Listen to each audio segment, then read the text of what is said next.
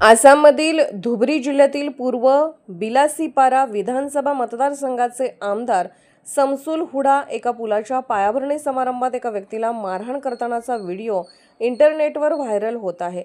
समसुल हुडा हे बदरुद्दीन अजमल यांच्या पक्षाचे आमदार आहेत।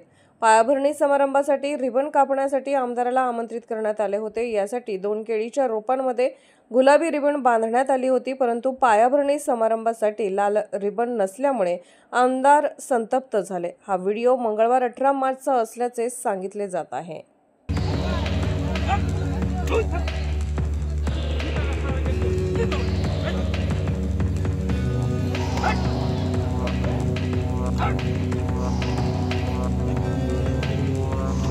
जागृत महाराष्ट्र न्यूज चॅनलला आता आपण ट्विटरवरती देखील फॉलो करू शकता।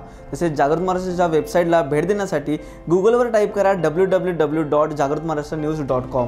तसेच जागृत महाराष्ट्राला ट्विटर, इंस्टाग्राम, फेसबुक आणि यूट्यूबला फॉलो करा। तसेच बातम्यांना लाईक आणि शेअर करायला विसरू नका। धन्यवाद।